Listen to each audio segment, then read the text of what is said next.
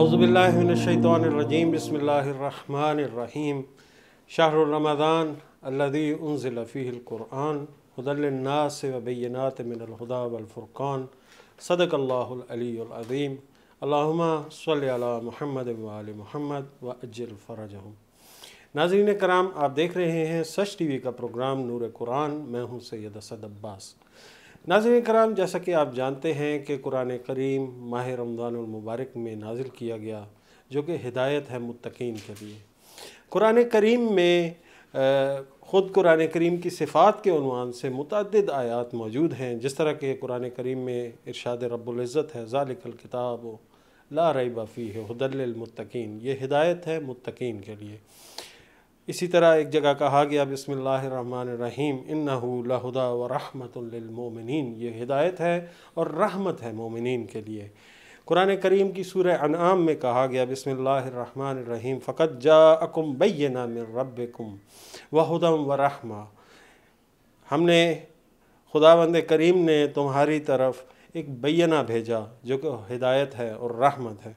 इसी तरह सूरह असरा में कहा गया वनुनज़्ज़िलुल कुरआन मा हुवा शिफ़ाउन व रहमतुल लिल मोमिनीन, हमने कुरान करीम के शिफा होने के पहलू के ऊपर अपने गुज़श्ता प्रोग्रामों में तफ़सीलन बात की थी। इसी तरह अनआम में कहा गया वहादा किताबुन अंज़लना मुबारकन फ़त्तबिऊहु, हमने इस किताब को मुबारक नाजिल किया, बस इसकी इत्तबा करो। व आमनू बिल्लाहि व रसूलिही व नूरिल्लज़ी अंज़लना, ईमान लाओ अल्लाह पर और उसके रसूल पर और उस नूर पर जिसे हमने नाजिल किया। सूरह निसा में कहा गया बिस्मिल्लाहिर्रहमानिर्रहीम या अय्युहन्नास क़द जाअकुम बुरहानुम मिर रब्बिकुम, ए इंसानों हमने क़द जाअकुम बुरहानुम मिर रब्बिकुम, तुम्हारी जानिब तुम्हारे रब की जानिब से बुरहान मुकर्रर की गई। ये जो आखिरी तीन आयात नाज़रीन कराम मैंने तिलावत की हैं, इसमें कुरान करीम के हवाले से तीन बातें की गई हैं। एक कहा गया कि हमने इसको मुबारक नाजिल किया, इस ज़िक्र को, इस किताब को, इसकी इत्तबा करो। एक जगह पे कहा गया कि हमने इस नूर को नाजिल किया तो इस पर ईमान लाओ। या यूहन्नास का जाकुम बुरहान मिर रब्बिकुम, हमने इस किताब को बुरहान नाजिल किया। यानी कुरान करीम, इन तीन आयात से हमें कुरान करीम के मुख्तलिफ़ रोल्स का जो है वो भी अंदाज़ा होता है कि इसके अंदर किस तरह की तालीमात मौजूद हैं। यानी इसके अंदर हमारे लिए अहकाम भी मौजूद हैं जिनकी हमें इत्तबा करनी है। इसके अंदर हमारे लिए अखलाकी टीचिंग्स भी मौजूद हैं जिनके ऊपर हमने अमल करना है। इसी तरह से इसके अंदर ऐसी ख़बरें भी मौजूद हैं जो कि शायद ज़ाहिर ना हो, लेकिन हमने उन पर ईमान लाना है। और इसी तरह से इस किताब के अंदर हमारे लिए बुरहान और दलील मौजूद है। नाज़रीन इकराम, ये तमाम चीज़ें, कुरान करीम का नूर, कुरान करीम की रहमत, कुरान करीम की हिदायत, कुरान करीम का बुरहान होना, इन तमाम चीज़ों के असरात तभी हमारी ज़िंदगियों पर आ सकते हैं जब हम कुरान करीम पर तदब्बुर करें, कुरान करीम की आयात पर गौर व फ़िक्र करें, उनको अपनी ज़िंदगियों का हिस्सा बनाएं, उसकी तालीमात पर अमल करें। ऐसा मुमकिन नहीं है कि हम सिर्फ़ कुरान करीम की आयात, कुरान करीम की सूरतों का फ़कत सवाब की नीयत से जो है तिलावत करते रहें। ये यानी कुरान करीम का एजाज़ हो सकता है कि कोई ऐसी सूरा आपकी नज़र के सामने से गुज़रे जो आपकी ज़िंदगी को बदल दे, ये बिल्कुल ऐसा मुमकिन है। और तिलावत का शायद इसीलिए हुक्म दिया गया, इसकी बहुत ज़्यादा किरत का इसीलिए हुक्म दिया गया कि मुमकिन है कि इंसान किसी ऐसी हालत के अंदर हो, किसी ऐसी कैफियत के अंदर हो कि जब वो कुरान करीम का मुतालिया कर रहा हो और कोई आयत जो है वो उसकी नज़र से गुज़रे जो उसकी ज़ात, उसके अमल, उसके किरदार को मुकम्मल तौर पर बदल दे। ये मुमकिन है ऐसा, यानी लेकिन हमारा अमूमी रवैया जब इस तरह का हो जाता है तो फिर हम देखते हैं कि माशरे के अंदर कुरान की तालीमात, कुरान की आयात का वो असर नहीं होता जो कि कुरान की तालीमात और आयात का होना चाहिए। जो कलाम इलाही का असर इंसानी माशरे पर होना चाहिए, वो असरात हम मुरतब होते नहीं दे सकते। तो इन असरात को मुरतब करने के लिए, इन तालीमात से माशरती सतह पर, इनफरादी सतह पर मुस्तफ़ीद होने के लिए ज़रूरी है कि हम कुरान करीम में तदब्बुर करें। हमारी बहुत खुशकिस्मती है कि हमारे दरमियान कुरानियात के उस्ताद ڈاکٹر علی عباس نقوی صاحب موجود ہیں جنہوں نے تہران یونیورسٹی سے قرآنیات کے شعبے میں پی ایچ ڈی کی، گزشتہ 15 برس سے قرآنیات کے شعبے میں خدمات سر انجام دے رہے ہیں، ادارہ التنزیل اور ادارہ البصیرہ کے صدر نشین ہیں، اور اس وقت جو ہے مختلف قرآنیات کے حوالے سے نصاب کی تیاری، ورکشاپس کا انعقاد، اساتذہ کی تربیت، ان تمام مراحل کو پاکستانی معاشرے میں انجام دے رہے ہیں۔ ڈاکٹر صاحب بہت شکریہ آپ کی تشریف آوری کا، آپ نے اپنے قیمتی وقت میں سے وقت نکالا۔ ہم ناظرین کرام گزشتہ پروگراموں کے اندر ہم نے قرآن کریم کی مختلف صورتوں کے حوالے سے تدبر کی عملی مشقیں آپ لوگوں کے سامنے پیش کیں، جیسا کہ آپ لوگوں کا فیڈ بیک ہمیں موصول ہو رہا ہے سوشل میڈیا کے ذریعے، آپ نے اس پروگرام کو پسند بھی کیا ہے، آپ کے بہت شکر گزار ہیں۔ ہم چاہیں گے کہ اس پروگرام کے ختم ہونے کے بعد جو ہے یعنی آپ لوگ خود سے اس قابل ہو سکیں کہ قرآن کریم کی سورہ جو ہے اس کے اوپر تدبر کر سکیں۔ ابھی ہماری جو گزشتہ پروگرام ہے وہ سورہ عبس کے حوالے سے ہم لوگ تدبر اور تفکر کی جو روش ہے اس کو بیان کر رہے ہیں۔ ہم نے گزشتہ صورتیں جو بیان کی اس کے اندر ہم نے چھوٹی صورتوں میں تدبر کی روش بیان کی تھی۔ اب سورہ عبس جو ہے وہ چونکہ 42 آیات پر مشتمل ہے، اور اس کے اندر جیسے ڈاکٹر صاحب نے ہمارے گزشتہ جو پروگرام تھا اس کے اندر اس کے مختلف موضوعات کے حوالے سے بات کی تھی، اس سورہ کے مختلف موضوعات ہیں، تو ایک موضوع کے حوالے سے ہم نے گزشتہ پروگرام میں بات کی تھی۔ آج ہم ڈاکٹر صاحب آپ سے چاہیں گے کہ آپ اگلا موضوع جو ہے سورہ عبس کا اور اس کی جو اہمیت ہے، جو اس کے اندر تعلیمات موجود ہیں، ایک تو اس کو بھی بیان کریں، کچھ گزشتہ جو پروگرام کا خلاصہ ہے یعنی گزشتہ 10 آیات جو ہیں اس کا ایک خلاصہ بھی بیان فرما دیں تاکہ کچھ ناظرین جو نئے آئے ہیں ہمارے ان تک جو ہے وہ معلومات پہنچ جائے اور وہ اس کو کنٹینیو کر سکیں۔ اعوذ باللہ من الشیطان الرجیم، بسم اللہ الرحمن الرحیم، وبہ نستعین۔ سب سے پہلے میں کہ اپنے موضوع پہ گفتگو کروں، میں آپ کا اور سچ ٹی وی کے رفقا اور دوستوں کا اور ذمہ دار افراد کا شکر گزار ہوں کہ ماہ رمضان میں جو ماہ بہار قرآن ہے، ہم اس میں قرآن میں تدبر کے لیے یہاں پہ حاضر ہوئے ہیں، اور نور قرآن دربا کے اس لیے آیا ہے تاکہ ہمارے دلوں میں قرآن کی نورانیت آئے اور ظلمات سے ہم دوری اختیار کریں۔ تو سورہ عبس پہ ہم تدبر کی عملی مشق کر رہے تھے۔ ہم نے بتایا کہ تدبر کے 4 بنیادی مراحل ہیں، یعنی تدبر کہتے ہیں کسی موضوع کی عاقبت پر توجہ کرنا، اور تدبر قرآن یعنی اس میں آیات کے ساتھ زندگی کرنا، یعنی اس عاقبت میں جو قرآن کریم کی صورتوں میں بیان کی جا رہی ہے آیات، یا قرآن کی آیات میں جو عاقبت موجود ہے اس کو سمجھنا، اس کی شناخت حاصل کرنا، اور پھر اپنی زندگی کا حصہ بنانے کو تدبر قرآن کہتے ہیں۔ ہم نے کئی صورتوں میں ہم نے اس کی عملی مشق کی۔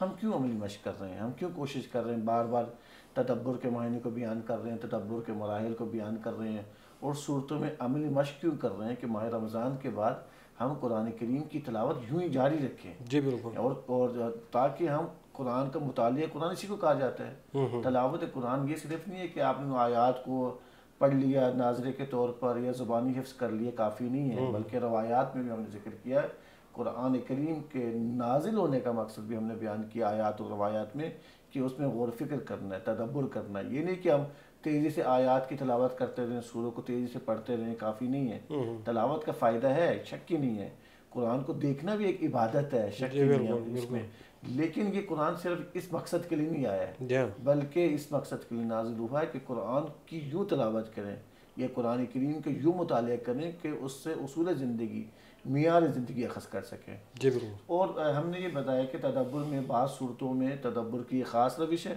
اور بعض میں صورتیں جو طولانی ہو جاتی ہیں، جو لمبی صورتیں ہو جاتی ہیں، ان کی خاص روش ہے۔ اس کا یہ ہوتا ہے کہ اس سورے کے سیاق و سباق کو دیکھتے ہوئے صورتوں کی جب ہم 1 بار 2 بار 3 بار ناظرین کہتا ہوں کسی بھی سورے جو بڑی سورے ہے اس کو 4 بار مطالعہ کریں، پھر آپ دیکھیں گے یہ 3 یا 4 آیتوں کا سیاق و سباق ایک ہے، یا اس کی فضا ایک ہے جسے ہم کہتے ہیں بسا اوقات، تو اس کو الگ کر لیں، اس کو نوٹ کرنا شروع کریں، پھر اس کا ایک موضوع دے دیں، اس کو موضوع دینے کے بعد 1 موضوع 2 موضوع 3 موضوع ہو سکتا ہے، ایک سورے سے 4 یا 5 موضوع ہوں۔ ہم نے جو تدبر کیا سورہ عبس سے 5 موضوعات ہم نے انتخاب کیے تھے، اور 1 سے 10 آیات کی ہم نے تلاوت کی، اور اس کی فضا کو بیان کیا کہ سورے کا آغاز ایک واقعے سے ہو رہا ہے، اور وہ واقعہ پیغمبر کے زمانے میں رونما ہوا ہے۔ وہ واقعہ یوں ہے کہ ایک شخص ہے جو حق نابینا ہے، حق طلب ہے، وہ حق کے لیے آیا ہے، وہ چاہتا ہے قرآن کی آیات کو سنے اور اہل تزکیہ ہونا چاہتا ہے، ہدایت کے لیے یہاں پر آیا ہے۔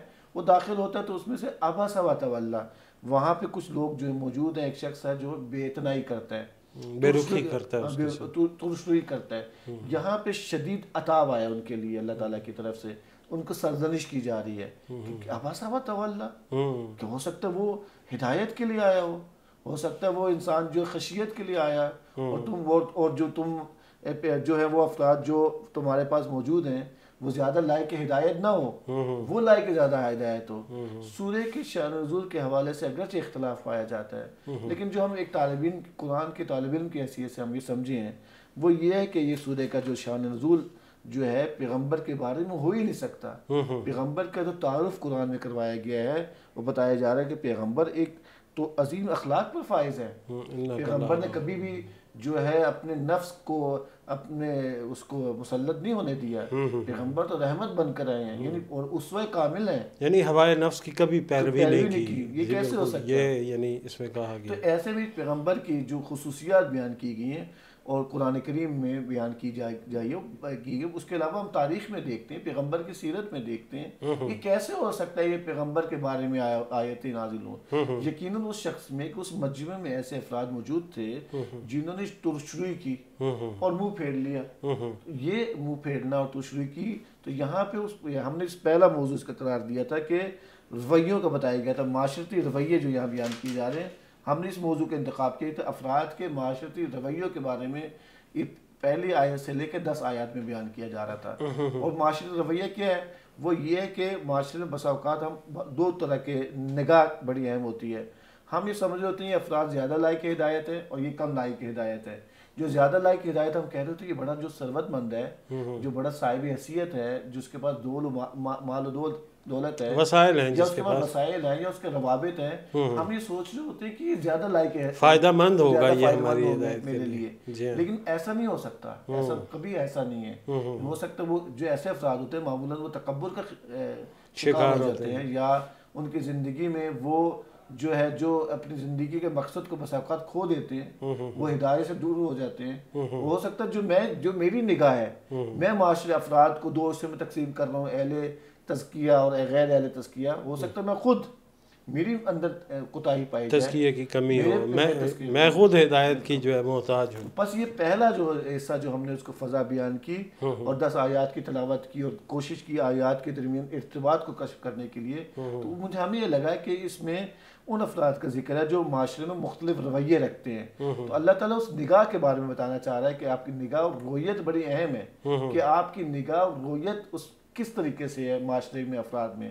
بس خدا کے نزدیک جو رویت ہونی چاہیے، اور خدا کے نزدیک وہ افراد مفید ہیں، وہ قابل یعنی باصلاحیت ہیں، قابلیتیں ہیں. ویسے انسان کیا کرتا ہے؟ وہ ظاہری قابلیت کے بنیاد پر ظاہری چیزوں کو دیکھ رہا ہے، ظاہری چیزوں کو، یہ کام والا شخص ہے، یہ کام والا شخص نہیں. لیکن قرآن کی نگاہ میں وہ جو تزکیہ رکھتا ہے، جو خشیت رکھتا ہے، یعنی خوف خدا رکھتا ہے، اور جو حق کو بات کو قبول کرنے کے لیے جلدی آمادہ ہو جاتا ہے، وہ قابلیت کا اہمیت ہے. جی بالکل. یہ یعنی بہت اہم پہلو کی طرف جو کہ آج ہم اپنے ارد گرد معاشرے میں بہت زیادہ دیکھتے ہیں.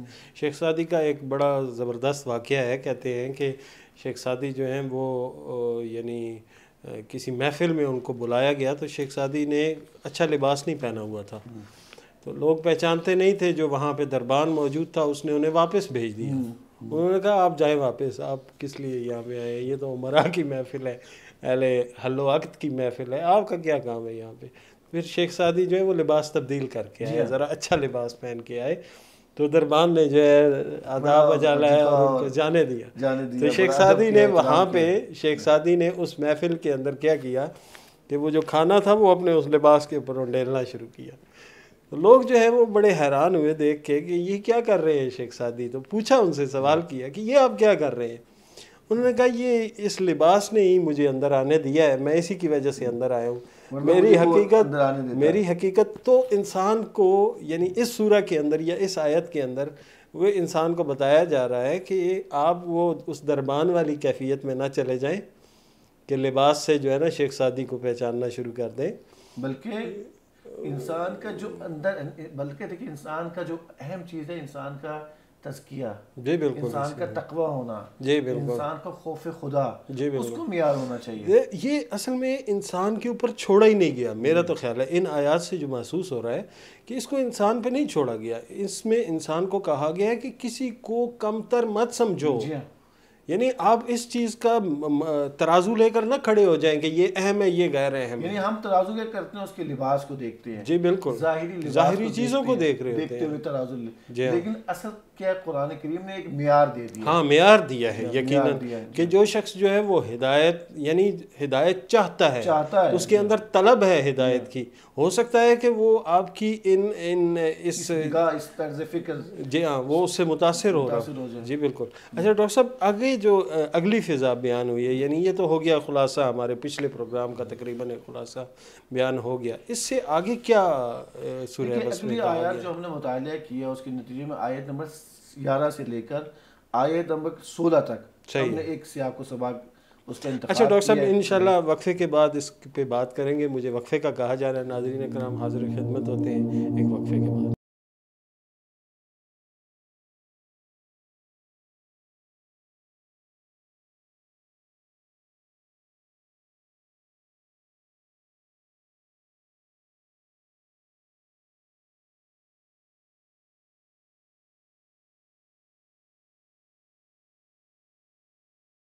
ناظرین کرام خوش آمدید. ہماری گفتگو سورہ عبس کے حوالے سے بات چل رہی ہے ہماری، اور میں ڈاکٹر صاحب آپ سے چاہوں گا کہ جو اگلی 10 آیات ہیں یا اگلا جو موضوع ہے سورہ عبس کے حوالے سے، اس کے حوالے سے ناظرین کو آگاہ فرمائیں. دیکھیں ہم نے جو مطالعہ کیا، بار بار تلاوت کی، ہو سکتا ہے ناظرین جب قرآن کا مطالعہ کریں سیاق و سباق کے حوالے سے ایک موضوع بنا دیں. سورہ عبس بہت آسان ہے موضوع میں تقسیم کرنا، تو ہم نے شروع میں عملی مشق کے لیے ایسی صورت کا انتخاب کیا ہے کہ جلد آپ ہمیں پتہ چل جائے کہ ان آیات کا کیا موضوع ہے. جو اگلا اس آیات کا جو موضوع آیت نمبر 11 سے لے کر 16 تک میں پہلے تلاوت کرتا ہوں، پھر موضوع کی طرف اشارہ کرتا ہوں. اعوذ باللہ من الشیطان الرجیم. کلا انہا تذکرۃ فمن شاء ذکر فی صحف مکرمہ مرفوعۃ مطہرہ بأیدی سفرہ کرام بررہ. ان آیات یہ بڑی اہم ہیں. جو ہم نے اس کے موضوع کا انتخاب کیا وہ قرآن کریم کے حوالے سے. جب ہم اس کا ترجمہ پڑھتے ہیں کہ آیت نمبر 11 کا جو ترجمہ یوں ہے، میں آپ کے سامنے پیش کروں تاکہ ناظرین کے لیے آسانی ہو کہ آیت نمبر 11 میں جو بیان کیا جا رہا ہے کہ کلا، یعنی ہرگز ایسا نہیں ہے کہ میں یہاں سے آپ کو آیات کے سامنے ترجمہ پیش کروں گا تو آسانی ہو جائے گی کہ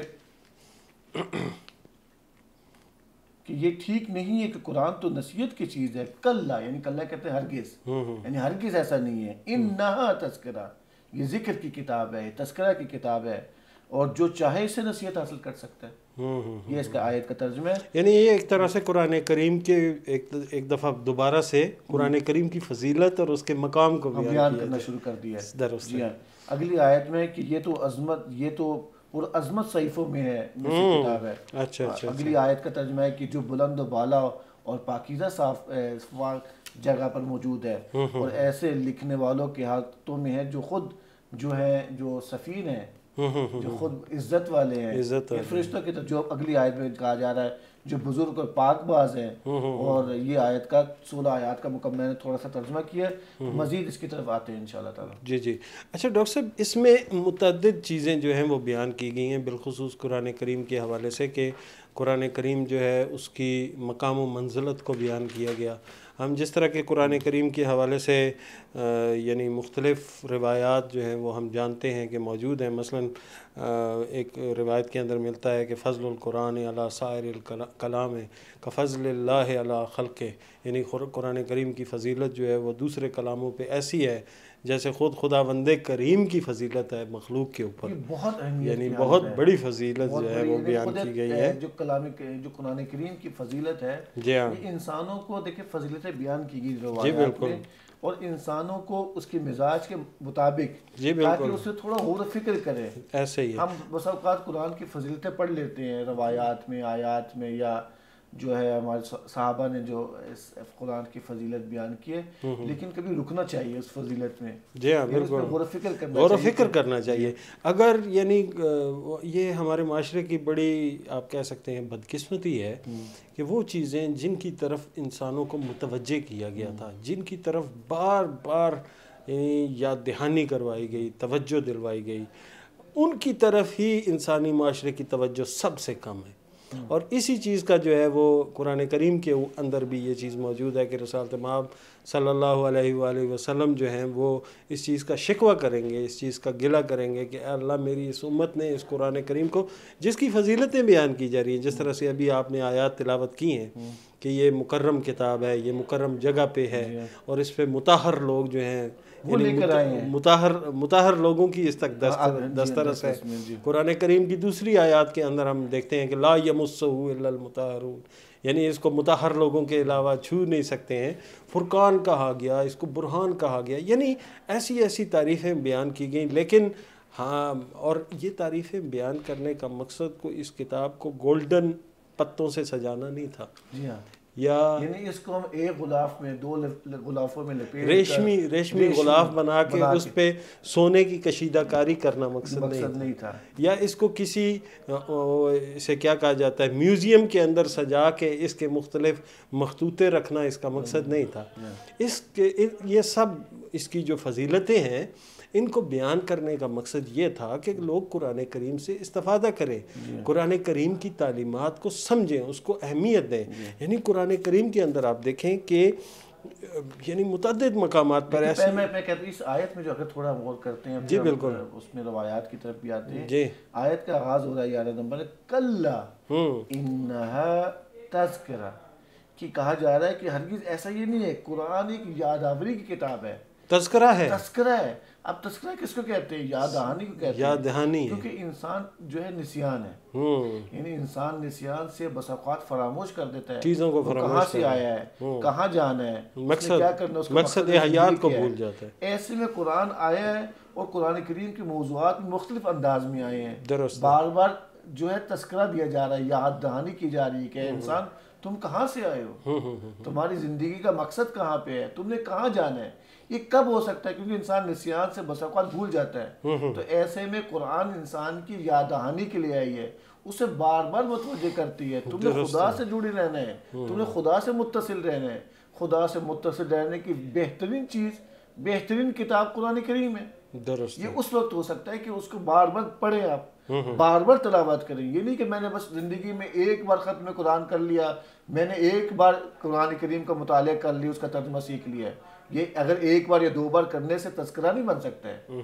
تذکرہ بننے کے لیے، اس کتاب کے لیے یادآوری کرنے کے لیے قرآن کی روزانہ کی بنیاد پر تلاوت کرنی چاہیے. ایسے میں ایک روایت بڑی اہم ہے امام صادق علیہ السلام سے، مومن کی جو علامتیں بیان کی جا رہی ہیں نا ایک روایت میں، ناظرین جانتے ہو کہ بتایا جائے کم از کم اتنی آیات کی تلاوت کرے. 50 آیات کی بارے میں تلاوت کی جا رہی ہے، 100 آیت بھی کہہ سکتے تھے، ایک حزب بھی کہہ سکتے تھے. 50 آیات اس لیے تاکہ وہ انسان ان کا مطالعہ کرے، اس میں سے اس کے ترجمے کو سمجھے، اس کے مفہوم کو سمجھے، اس میں اپنی یاد دہانی کے لیے نکات اخذ کرے. یہ بڑی اہم آیت ہے کہ وہ بتایا جا رہا ہے کہ قرآن ایک یاد دہانی ہے. اگلی آیت میں کہا جا رہا ہے جو شخص چاہے اس سے نصیحت حاصل کر سکتا ہے. بالکل، یعنی یہ نصیحت کی کتاب ہے. شرط کیا لگایا جا رہا ہے؟ جو چاہے. یہ بڑا اہم ہے. ارادہ بہت اہم ہے. یہ ارادہ بہت اہم ہے. یعنی آپ اس سے ثواب کی نیت سے پڑھیں جی تو پھر آپ ہدایت نہیں حاصل کر سکتے. ضروری نہیں ہے کہ پھر آپ ہدایت حاصل کر لیں. دیکھیں ایک شخص ہے، ایک میں اس کو سمجھانے کے لیے کہنا چاہ رہا ہوں، ایک واقعہ سن. ایک شخص ہے، بتاتا ہوں کہ وہ ایک گھڑیوں کا کام کرتا ہے. درست. اور کبھی مثلا ہر قسم کی گھڑیاں اس کے پاس موجود ہیں، اور اس کا دکان بہترین مرکز میں موجود ہے. لوگ آتے ہیں، گھڑیاں خریدتے ہیں. آج کل اگر تو موبائل کا دور ہے، لیکن میں مثال کے لیے سمجھانا چاہتا ہوں. لیکن جب آپ اس کے پاس جاتے ہیں ٹائم کیا ہوا ہے، پھر وہ گھڑی لائے گا، دیکھے گا، یعنی پھر وہ متوجہ ہوگا. ورنہ اس کے بعد صبح شام گھڑی ہے. یا میں ایک اور مثال دیتا ہوں، ایک شخص ہے جو شیشہ، اس کے پاس آئینہ کا کام کرتا ہے، مختلف قسم کے آئینے بنا رہا ہے، لوگ لے کے جا رہے ہیں گھروں میں جو آئینہ ہوتا ہے. لیکن وہ جب کہتا ہے تمہارے چہرے پہ جو ہے جو نشان داغ ہے کہ تمہارے بال الجھے ہوئے ہیں, اپنے بال تو درست کرو. پھر وہ آئینے میں صبح شام اس کے پاس آئینے ہیں, کام یہی کر رہا ہے, لیکن وہ توجہ کے ساتھ آئینہ دیکھتا ہے, وہ گھڑی کو متوجہ ہوتا ہے ٹائم دیکھنے کے لیے. دیکھیں جو انسان یاد دہانی کے لیے چاہے, جو واقع نصیحت حاصل کرنا چاہے, دیکھ قرآن تو یاد دہانی کی کتاب ہے, نصیحت کی کتاب ہے. میں نے ارادہ کرنا ہے, میں نے یہ نہیں کہ قرآن کریم کو صرف ناظرے کی حد تک یا اس کو قرآن کریم کو جو تعویذوں کی حد تک جس کی طرف آپ اشارہ کر کے لیا کہ قرآن صرف تعویذ سجانے کے لیے نہیں آیا, نصیحت کی کتاب ہے, تذکرہ کی کتاب ہے. یہ کب نصیحت ہو سکتی ہے کہ جب میں ارادہ کروں, میں چاہوں اپنی زندگی میں انقلاب برپا کرنا چاہوں. اچھا, یہ تو آپ نے وہ آئینے کی مثال دی کہ ایک شخص جو ہے آئینہ گر ہے, وہ آئینے کا کام کرتا ہے, تو وہ اس وقت آئینہ دیکھتا ہے جب کوئی اسے کہے کہ تمہیں داغ لگا ہوا. لیکن ہمارے معاشرے میں جو قرآن کریم کے حوالے سے ایک کیفیت ہے, وہ آپ نے گزشتہ ایک پروگراموں میں بیان کی تھی کہ وہ جنگل میں ایک نوجوان جو ہے جا رہا ہے, اندھیری رات ہے اور اس کے پاس ٹارچ موجود ہے, ٹھیک ہے, لیکن وہ اس ٹارچ کو, اس اندھیرے کو روشنی میں بدلنے کے لیے استعمال ہی نہیں کرتا. یعنی ٹارچ بجھا کے اس کو سینے سے لگا کے رکھا ہے کہ 600 روپے کے لیے اس کو میں نے یہاں رکھنا ہے, اس کو استعمال نہیں کرنا. یعنی یہ صورتحال ہے ہماری قرآن کریم کے بارے میں کہ ہم اس طرف ہی متوجہ نہیں ہیں کہ ہم نے اس قرآن کریم سے جو ہے وہ کوئی ہدایت لینی ہے. ہماری زندگی کا راہ حل اس کتاب کے اندر موجود ہے. نہ فقط زندگی کا بلکہ زندگی کے تمام شعبوں میں رہنمائی موجود ہے.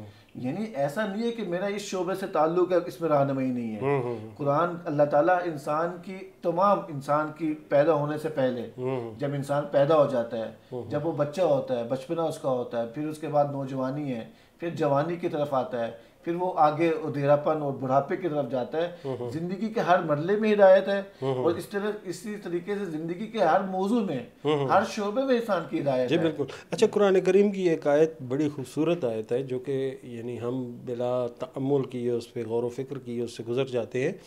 قرآن کریم فرماتا ہے بسم اللہ الرحمن الرحیم وَإِن كُنتُمْ فِي رَيْبٍ مِّمَّا نَزَّلْنَا عَلَىٰ عَبْدِنَا.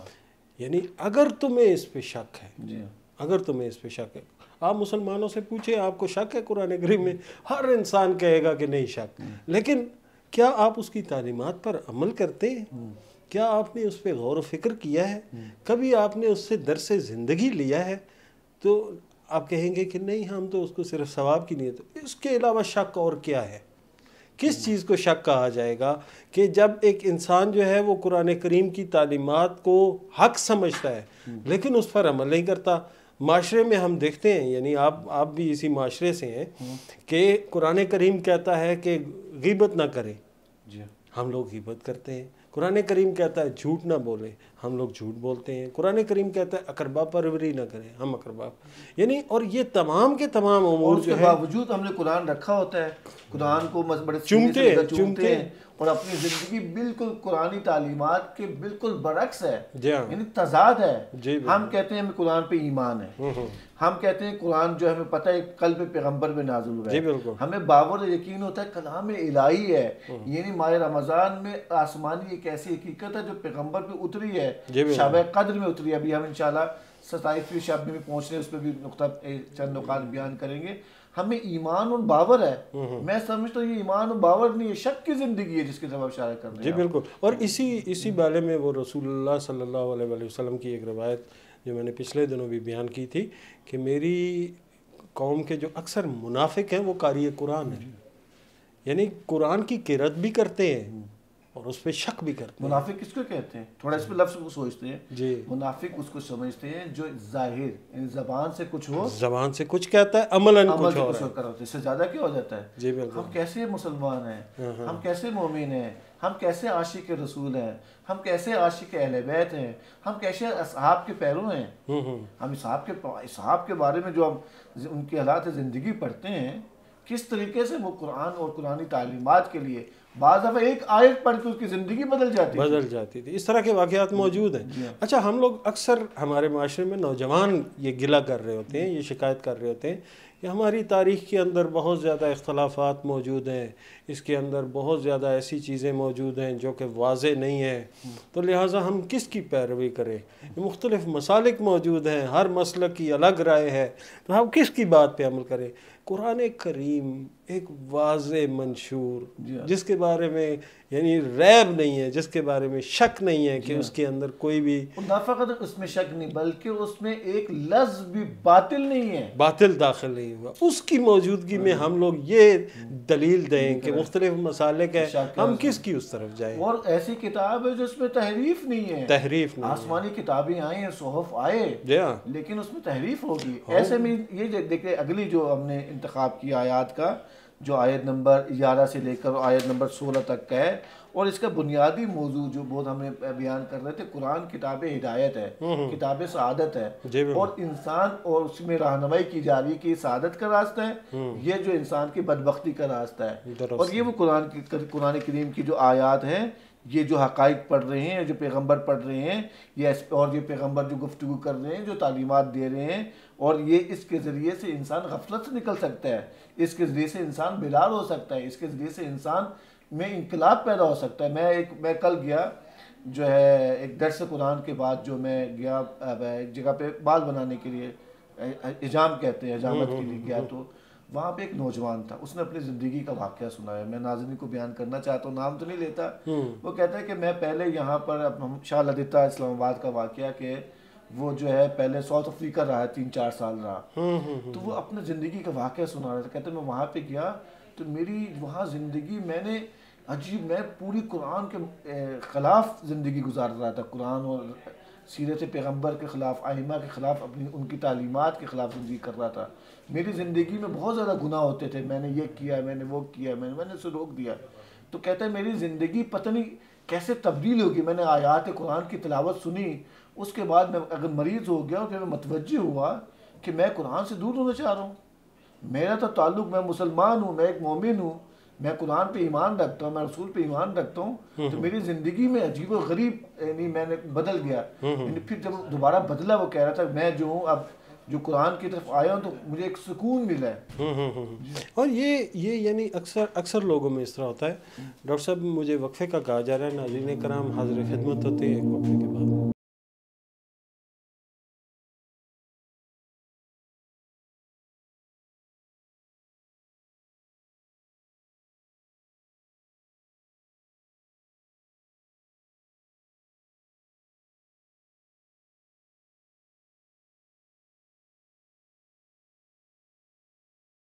ناظرین کرام، ہم سورہ عبس کے حوالے سے گفتگو کر رہے ہیں، اور بالخصوص سورہ عبس کے جو دوسرے موضوع ہے، یعنی قرآن کریم کی فضیلت، قرآن کریم کی اہمیت، اور قرآن کریم کے حوالے سے جو مختلف یعنی اس کے حاملان کے حوالے سے بات کی گئی ہے، اس کے اندر ان آیات میں گفتگو کی گئی ہے۔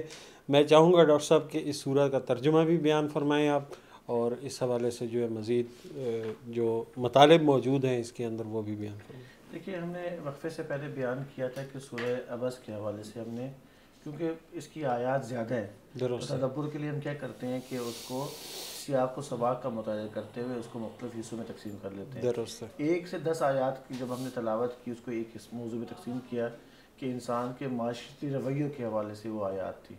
جو آگے آیت نمبر 11 سے لے کر 16 تک جو آیات ہیں، یہ جو قرآن کریم کے جو انسان کی ہدایت کے لیے ہے، اور جو ہے اس میں اگر قرآن کریم کو اپنی زندگی کا حصہ بنائے گا تو سعادت کی طرف بڑھے گا، اگر ورنہ بدبختی اس کی عادت تھی زندگی میں۔ تو ان آیات میں بیان کیا جا رہا ہے کہ یہ کبھی ایسا نہ کر، میں اس کا ترجمہ بیان کرتا ہوں، کلا انہا تذکرۃ، کہ یہ قرآن کریم ایک یادآوری ہے۔ ہم نے یادآوری کی بات کی، اگلی آیت ہے جو شخص چاہے اس سے نصیحت حاصل کر سکتا ہے، فمن شاء ذکرہ، جو واقعا چاہے گا، اس پہ ہم نے بات کی۔ یہ ڈاکٹر صاحب بڑی اہمیت کی بات ہے کہ یعنی جو چاہے گا یہ اس کے لیے تذکرہ ہے، جو نہیں چاہے گا اور فقط اس کا مطالعہ کرتا جائے گا، یعنی اس کو ثواب کی نیت سے پڑھے گا، اس کے لیے کوئی نصیحت نہیں ہے۔ دیکھیں، قرآن ہدایت ہے، جی ہاں، ایسے میں انسان کی توجہ بڑی اہمیت کا حامل ہوتی ہے، انہیں ہدایت کے لیے، معرفت کے لیے۔ اب یہ نہیں کہ وہ کس خاندان سے ہے،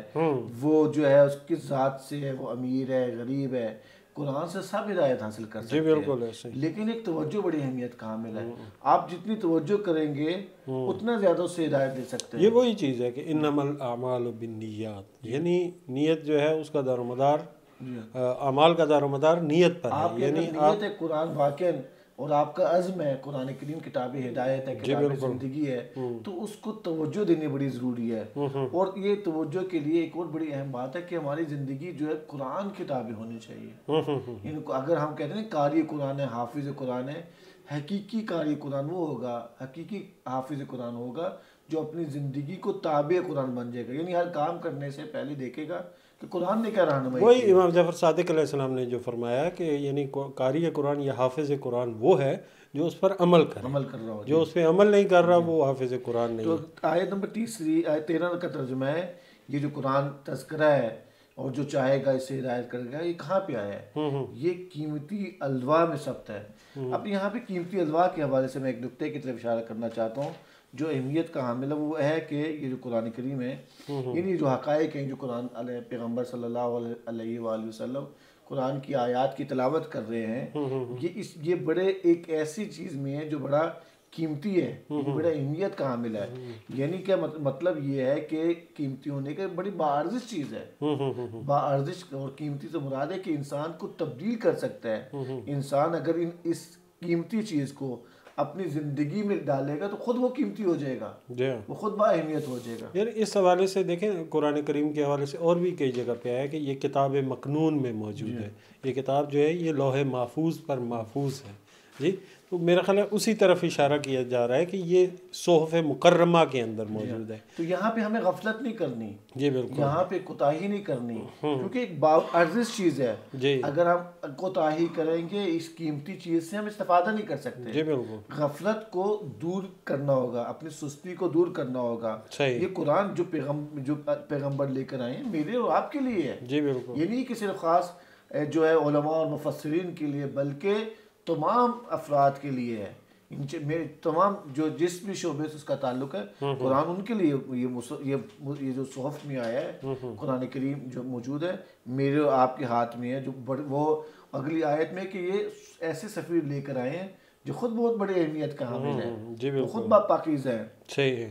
اس میں یعنی یہ جو بات کی گئی ہے کہ مرفوعا مطہرہ، یعنی یہ کتاب جو ہے یہ ایسی لوح میں موجود ہے جو کہ انتہائی بالا ہے، جس کا مقام و منزلت بالا ہے اور پاک و صاف ہے، وہی یعنی اسی طرف میرا خیال اشارہ کیا جا رہا ہے کہ یہ ایسی جگہ پر موجود ہے کہ اس کو پاکیزہ لوگوں کے علاوہ جو ہے کوئی اس تک دسترس نہیں حاصل کر سکتا، اس کو چھو نہیں سکتا۔ ہمارے معاشرے میں ڈاکٹر صاحب اکثر یہ مشکل بیان کی جاتی ہے اور کہا جاتا ہے کہ چونکہ قرآن کریم عربی میں ہے اور عربی الفاظ جو ہیں وہ اتنے مشکل ہوتے ہیں یا ان کے مختلف معنی ہمیں سمجھ نہیں آتے یا قرآن کریم کے موضوعات ایسے ہوتے ہیں کہ ہم اس کو مکمل طور پر سمجھ نہیں سکتے، تو لہٰذا نوجوان اکثر اس بات کی شکایت کر رہے ہیں۔ اس میں کچھ نہ کچھ میں سمجھتا ہوں حقیقت بھی ہے، چونکہ ہمارے اگر آپ پرانے تراجم کو دیکھیں وہ اتنے تحت اللفظ کے اندر اور اس طرح سے وہ تراجم کیے گئے ہیں کہ وہ عام آدمی کی سمجھ اور فہم سے باہر کی چیزیں ہیں۔ بہت آسان ہو گئی ہیں، اب ایسے ترجمے آ چکے ہیں۔ میں جانتا ہوں ہم نے ایک طالب علم کی حیثیت سے مثلاً مودودی صاحب کا ترجمہ جی بالکل سادہ ترجمہ ہے، روان ترجمہ ہے، یہ اسی طریقے سے دیگر مفسرین کے جو ترجمے موجود ہیں اگر اس کے ترجمے کو مطالعہ کرنا شروع کریں تو انسان کے اندر اس کا اثر ہونا شروع ہو جائے گا۔ میں جو یہاں پہ ایک اور نقطہ میں بیان کرتا ہوں معذرت کے ساتھ، آپ نے بڑی اہم بات کی، صلاحیت اور قابلیت کی بات کی۔ دیکھیں قرآن بڑی باارزش چیز ہے، قیمتی چیز ہے، پاکیزہ ہے اور پاکیزہ صفارہ اس کو لے کر آئے ہیں۔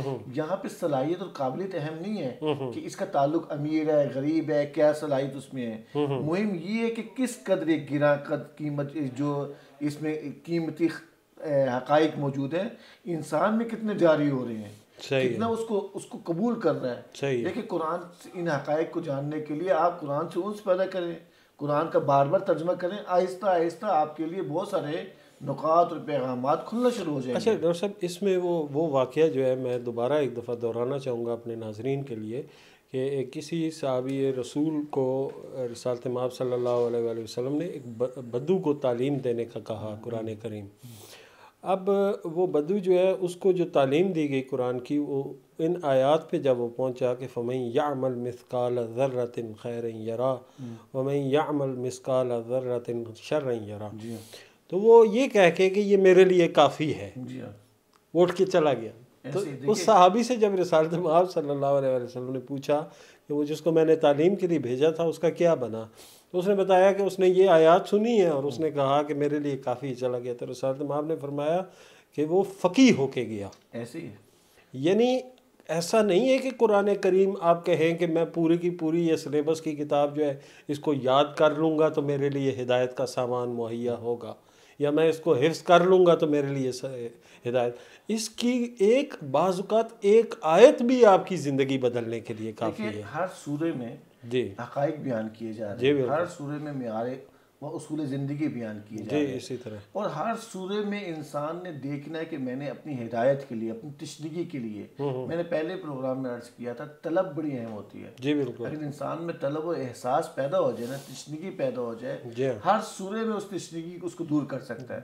لیکن سورہ زلزال میں ہم نے بیان کیا تھا کہ سورہ زلزال میں بھی انسان کے جو اعمال، چاہے چھوٹا سا چھوٹا عمل کیوں نہ ہو، خیر ہو یا شر ہو، وہ قیامت کے روز اس کے سامنے مجسم ہو جائیں گے، اور اس کے مطابق جو ہے اس کا زمین بھی گواہی دے گی. کیونکہ سورہ زلزال میں بیان کیا گیا تھا کہ زمین کیا کرے گی، یعنی خزائن کو باہر کھول دے گی. ایسے میں سورہ عبس میں بھی بات کی جا رہی ہے، معاشرتی رویوں کے بارے میں بات کی جا رہی ہے. یہ قرآن کریم کا بہت بڑا موضوع ہے جس پہ قرآن کریم نے خود کہا کہ اگر یہ غیر خدا کی طرف سے ہوتا تو تم اس میں اختلاف دیکھتے، لیکن قرآن کریم کی آیات ایک دوسرے کی توثیق و تائید کر رہی ہیں.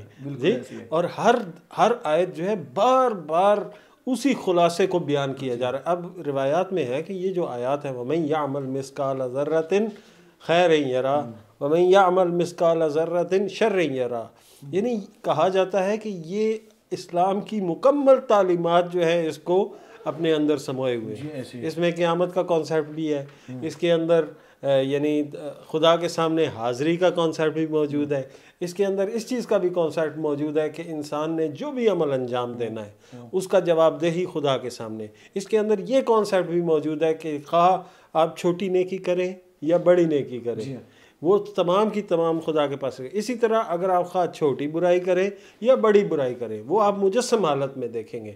لہٰذا پوری اسلامی تعلیمات جو کہ عقیدتی تعلیمات ہیں، یعنی آپ جس کو عقائد اسلام کہہ سکتے ہیں، وہ تمام کے تمام آپ کو ان آیات کے اندر جو ہے وہ نظر آ رہے ہیں. انسان کے اعمال کے بارے میں، انسان کے رفتار کے بارے میں، انسان کے افکار و عقائد کے حوالے سے تمام شعبوں میں انسان کی ہدایت کی ہے. ہم سورہ عبس کی بات کر رہے تھے کہ اس کے مختلف فضائیں ہیں. پہلی فضا میں ہم نے بتایا کہ معاشرتی رویوں کے حوالے سے بات. جی بالکل. دوسری فضا جو ہمیں بیان کر رہی ہے قرآن کی حقائق کی طرف ہمیں اشارہ کر رہی ہے. ایسے میں ہم آیات کا ترجمہ کر رہے تھے اور بیان کر رہے تھے کہ قرآن ایک یاداوری کی کتاب ہے، اور یہ جو چاہے اس سے نصیحت حاصل کر سکتا ہے. یہ قیمتی الوا میں ہے، ان قیمتی خزائن ہے، یہ قیمتی الوا سے مراد ہے کہ بڑی زیادہ اہمیت کے حامل ہے.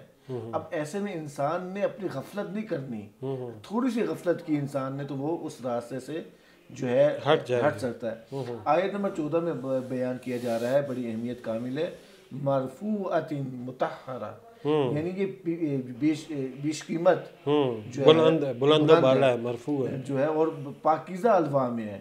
اگلی آیت میں کہا جا رہا ہے کہ یہ ایسے سفرا کے ہاتھ میں ہے، بِأَيْدِي سفرا. میں اس کے حوالے سے بات کرنا چاہ رہا تھا کہ لغت میں اس کو کیا کہتے ہیں، سفرا کہتے ہیں. کہ لغت میں بتایا جا رہا ہے کہ یہ اس کے معنی ہے، اصل معنی کسی چیز کے رخ سے پردہ ہٹانے کے ہیں. یہ جو لفظ ہے سفارہ سے اس کے بنیادی لفظ ہے.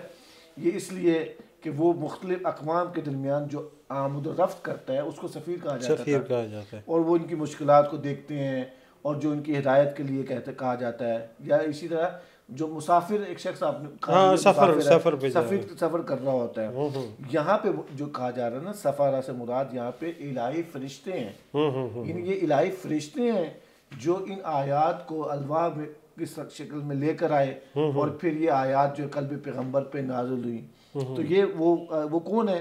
الہی سفارہ. اگلی آیت میں کہا جا رہا ہے کہ یہ وہ ہے جو اگلی آیت نمبر 16 میں کہ کرامین برارہ، یعنی یہ جو صاحب کرامت یعنی ایک مقام بالا سے ہیں اور نیکوکار ہیں. یعنی ایک دیکھیں ایک تو خود قرآن بڑی ارزش کی کتاب ہے جی بالکل، اور پھر کس کے ہاتھوں آیا ہے، یعنی پورا ترسیل کا نظام بیان کیا جائے. کس کے ہاتھوں آیا اصل ہے. میں یعنی یہ نظام سارے کا سارا بیان کرنے کا مقصد انسان کو متوجہ کرنا ہے، اس ذکر کی جانب متوجہ کرنا ہے کہ یہ کوئی غیر اہم چیز نہیں ہے، یہ کوئی عام ڈاکیہ لے کر جو ہے وہ آپ کے پاس نہیں آیا، ٹھیک ہے، یا فرشتے لے کر عام آ رہے ہیں، پوسٹل پاکیزہ ہے، ایک باعظمت ہے. عام پوسٹل سروس کے پاس نہیں آیا. ہم اکثر دیکھتے ہیں کہ یعنی گزشتہ دنوں میں نے ایک آن لائن چیز کی خریداری کی، تو وہ آن لائن چیز جو ہے وہ کسی کوریئر سروس کے تھرو آ رہی تھی میرے پاس.